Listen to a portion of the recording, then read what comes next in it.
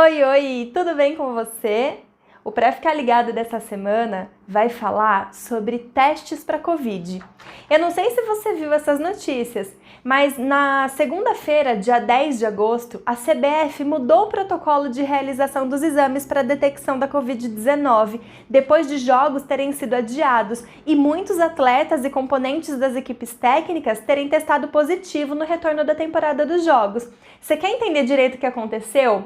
E aprender também a relação entre os testes para Covid e a nossa imunidade? Então vem comigo que é depois da vinheta.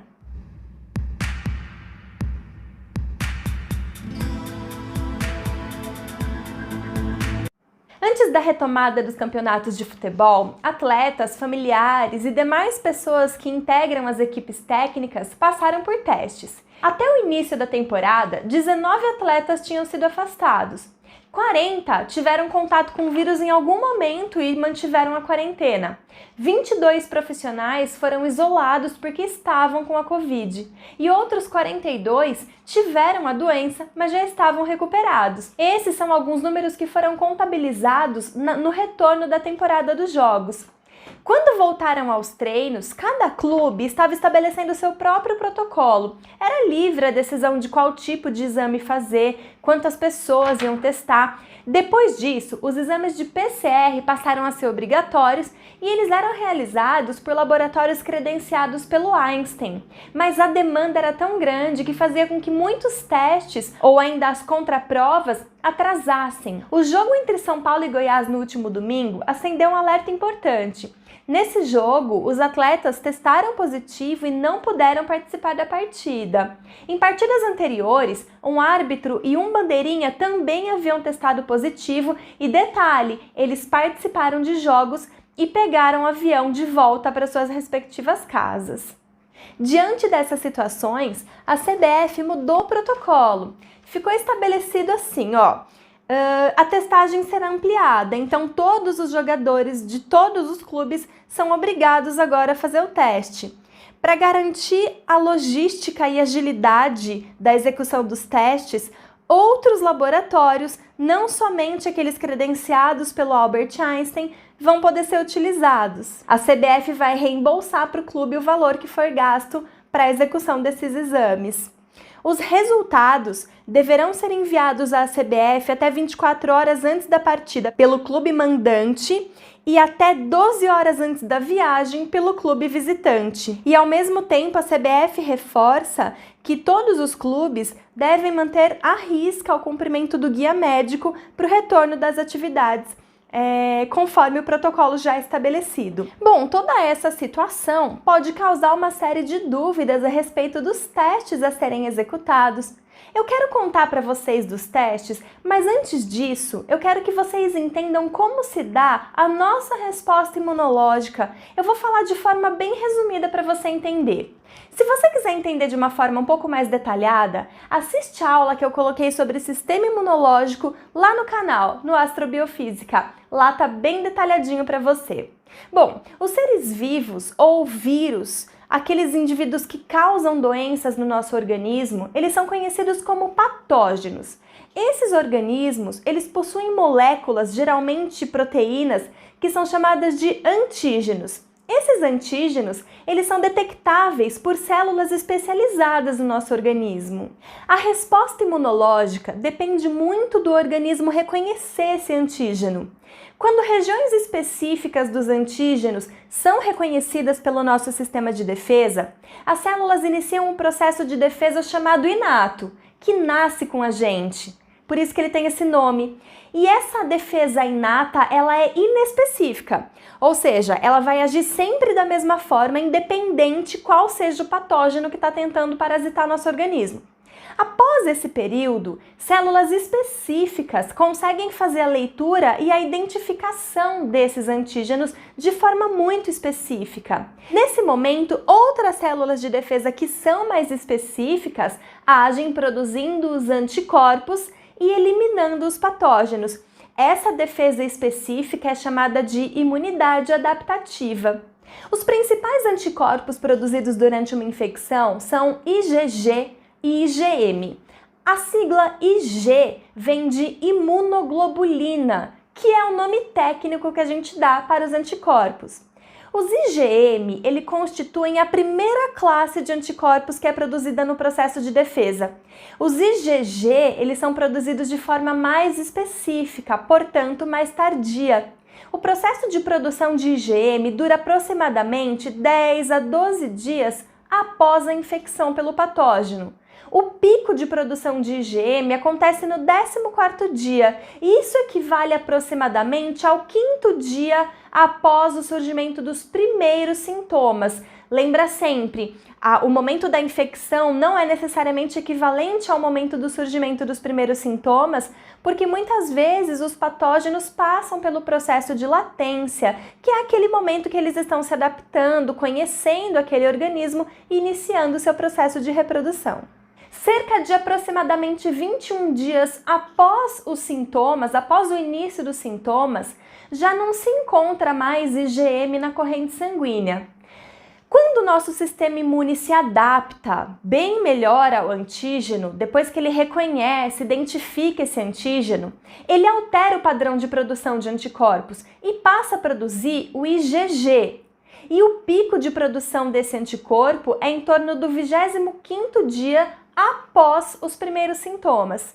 Esse pico reduz até estabilizar. E espera-se que ele se mantenha estável, né? A gente espera que essa imunidade dure a vida toda, mas em algumas situações ela dura por algum período.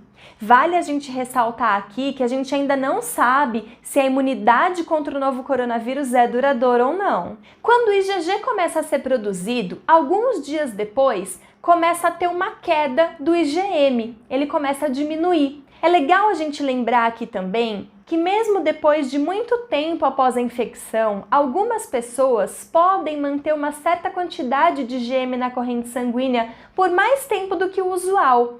A presença do IgM nessa fase, depois de mais de 20 dias da infecção, ela não tem nenhuma importância clínica, ou seja, ela não indica necessariamente uma infecção. É por isso que é muito importante a gente considerar, além dos testes, dos exames imunológicos, que são esses que mostram a presença de anticorpos, juntamente com ele fazer o PCR e mais, entender as informações clínicas, o histórico de cada paciente. Então vamos entender como funcionam os testes para a detecção do coronavírus. Bom, o teste molecular, o mais preciso que tem é o RT-PCR. Para fazer o RT-PCR é necessário fazer a coleta da mucosa nasal e da garganta com um cotonete grandão que é chamado de swab. Esse exame detecta o RNA viral, a carga genética do vírus. Ou seja, se estiver presente no organismo, significa que o vírus se instalou ali no trato respiratório. Esse teste, ele é capaz de amplificar o RNA viral, tornando viável a sua detecção. É possível, através desse teste, detectar o vírus desde o início da infecção. Porém, de 8 a 12 dias após a infecção é o melhor momento, é onde tem uma maior sensibilidade da detecção do RNA e também dos anticorpos quando for fazer o exame de anticorpos. Passando de 12 dias, a carga viral começa a reduzir. Isso porque o organismo já está eliminando o patógeno. Por isso, a sensibilidade ao PCR reduz. Então, passa a ser melhor ser feito o exame imunológico, que eu já vou explicar. A vantagem da PCR é que com a amplificação do material genético é possível ter noção da carga viral que está infectando aquele organismo. E ele tem muita sensibilidade desde o primeiro momento, do início da infecção, quando a pessoa ainda nem tem sintoma. Um outro teste possível de ser feito é o teste de antígenos. Muitos jogadores de futebol fizeram esse teste para detectar a presença de antígenos. Em julho, esse teste começou a ser comercializado aqui no Brasil e ele detecta antígenos específicos do novo coronavírus, do SARS-CoV-2. Para isso, ele analisa amostras recolhidas da cavidade bucal pelo método de imunofluorescência. Esse teste ele tem uma precisão muito alta, chega aí a quase 93% de precisão e pode ser realizado desde o início da infecção também, antes mesmo do surgimento dos primeiros sintomas, assim como o PCR. Então ele é muito vantajoso na detecção da doença, mesmo em pacientes assintomáticos ou pré-sintomáticos. O procedimento ele é muito parecido com o dos testes rápidos e a gente vai falar já daqui a pouquinho sobre eles. A diferença é que ao invés de sangue é utilizada amostra de secreção bucal, recolhida aí também pelo suave. E também para fazer a leitura é necessário ter ali uma luz ultravioleta para facilitar a visualização das amostras. Os exames imunológicos são muito comuns. Eles são feitos com amostra de sangue, são os famosos testes rápidos. Apesar de que eles também podem ser feitos em laboratório, existem as duas formas de fazer. Eles detectam os anticorpos IgM e IgG que a gente falou anteriormente. Através desse teste, é possível verificar se o organismo produziu essas ferramentas imunológicas que servem para defender o organismo contra o vírus. Esse teste ele não é tão eficaz se ele for feito antes dos primeiros sintomas, porque como a gente falou anteriormente, as imunoglobulinas, os anticorpos, eles demoram um pouco para serem produzidos. Eles podem ser feitos em farmácia, são os famosos testes rápidos, ou então em laboratório. Os testes de farmácia, eles são muito menos precisos, mas eles podem funcionar.